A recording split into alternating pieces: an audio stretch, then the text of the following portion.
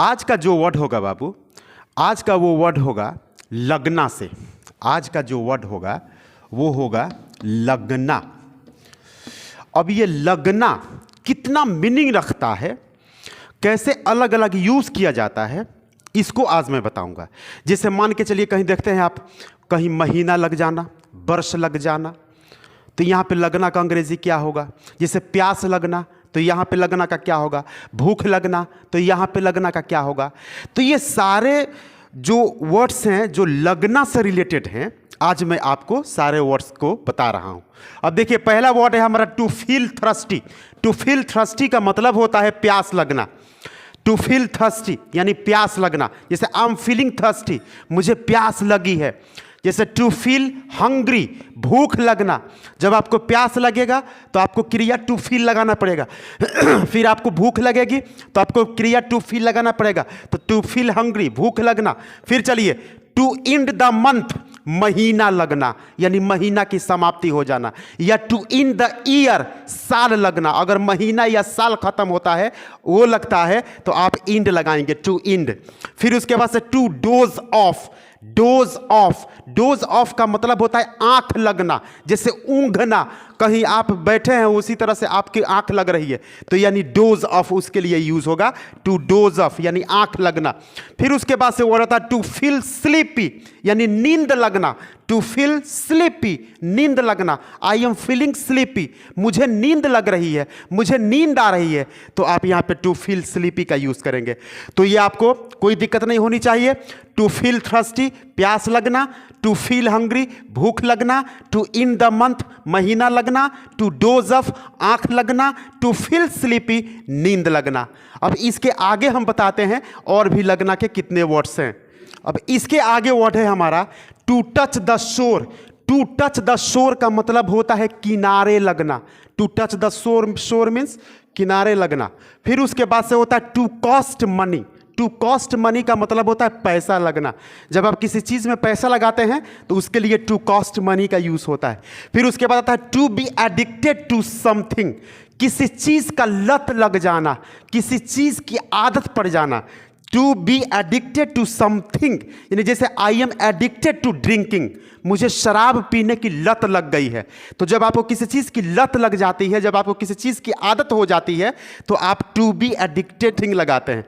फिर उसके बाद से वो रहता है to bear fruit. To bear fruit का मतलब होता है पेड़ में फल लगना। जब पेड़ में फल लगता है तो उसके लिए आता है टू बियर फ्रूट यानी पेड़ में फल लगना। फिर उसके बाद से आता है टू टेक इंटरेस्ट इन, किसी चीज़ में आपका मन लगना। जब आपको किसी चीज़ में मन लगता है तो वहाँ पर आप टेक इंटरेस्ट इन का प्रयोग करते हैं। तो इस तरह से ये लगना के वर्ड्स हुए। एक बार फिर आप इसको समझने की कोशिश कीजिए। टू टच द शोर यानी किनारे लगना। टू कॉस्ट मनी, पैसा लगना। To be addicted to something, आदत लगना या फिर लत लगना। फिर टू बियर फ्रूट, फल लगना। फिर टू टेक इंटरेस्ट इन, मन लगना। तो मुझे नहीं लगता कि इसमें आपको कोई दिक्कत होगी। अब इतना ही नहीं, और भी आपके सामने लगना के वर्ड्स मैं आपको बता रहा हूं। जैसे ये बिगिन, अच्छा बिगिन का भी मतलब होता है लगना, लेकिन किस सेंस में? देखिए बड़ी अजीब बात है, कहीं कहीं पर हमें अपने सेंस का यूज करना पड़ता है। देखो बाबू, अंग्रेजी में कहा जाता है कि अगर आपको अंग्रेजी में 3 चीजों की समझ है तो आपको कहीं कोई प्रॉब्लम नहीं होगी। तो 3 चीज क्या है? तो कहा जाता है कि अगर आपको अंग्रेजी में टेंस समझ में आ रहा है तो आपकी प्रॉब्लम कम होगी। अगर आपको सेंटेंस समझ में आ रहा है तो आपकी प्रॉब्लम कम होगी। और उसके साथ साथ आपको एक अपना सेंस यूज करना पड़ेगा तो प्रॉब्लम कम होगी। अब इसे देखिए, बिगिन, बिगिन का रियल मतलब होता है शुरू करना। क्या होता है रियल मतलब? शुरू करना। लेकिन इसको भी हम लगना के अर्थ में यूज करते हैं। जैसे कहीं पे लिखा है कि वह पढ़ने लगता है, वह पढ़ने लगता है। तो अब जब आप इस पर गौर करेंगे ना तो आपको दिखाई देगा, पढ़ने लगता है यानी पढ़ना शुरू कर देता है। तो यहां पर हम लगना का अंग्रेजी करेंगे begins. He begins to read, चाहे आप स्टार्ट भी यहां पे कर सकते हैं। ही स्टार्ट्स रीडिंग, वह पढ़ने लगता है। रियल में क्या सेंस दे रहा है कि वो पढ़ना शुरू कर देता है। तो यानी बिगिन या स्टार्ट का मतलब होता है शुरू करना, लेकिन यहां पर हमने सेंस लिया पढ़ने लगता है। जैसे वह गीत गाने लगता है, जब मैं उसे पीटता हूं तो वह गाली देने लगता है। तो गाली देने लगता है यानी गाली देना शुरू कर देता है। तो यहां पर आपको अपना सेंस लगाना पड़ेगा। बिगिन का मतलब होता है रियल में शुरू करना, लेकिन लगना के सेंस में बिगिन का भी यूज होता है। फिर देखिए और भी सारे वर्ड्स, जैसे मैं आपको एक और एग्जाम्पल देता हूं। जैसे आप कहीं पे लिखा है कि जैसे वह मेरे जैसा लगता है, ये थोड़ा सा देखिएगा, वह मेरे जैसा लगता है। अब यहां पर देखिए लगना, यहां पर लगना का मतलब दिखना, यानी जैसे मैं दिखता हूं ना वैसे वो दिखता है, जैसे मैं लगता हूं ना वैसे वो लगता है। तो यहां पर लगना का मतलब क्या हुआ? दिखना। यानी यहां पर लगना का अंग्रेजी होगा लुक, LOO के लुक। लुक मीन्स लगना या दिखना। जैसे वह मेरे जैसा लगता है तो ही लुक्स लाइक मी, मेरे जैसा। तो लुक्स यहां पर लगना का क्या मीनिंग हुआ? दिखना यानी लुक।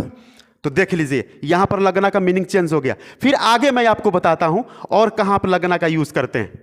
जैसे कहीं पर सेंटेंस लिखा है कि यहां से पटना जाने में 2 घंटा लगता है। जरा आप इस पर गौर करेंगे, यहां से पटना जाने में 2 घंटा लगता है। यहां पर जो लगना है वो समय बता रहा है कि क्या लगता है, तो समय लगता है, समय 2 घंटा लगता है। तो जब समय कहीं पर लगना के सेंस में यूज कीजिएगा तो वहां पे अंग्रेजी होगा लगना का take, TAKE, take. Take means लगना यानी समय लगना। अब इस सेंटेंस का ट्रांसलेशन कैसे होगा? यहां से पटना जाने में 2 घंटा लगता है, तो हम इसको बनाएंगे it takes 2 hours to go to Patna from here।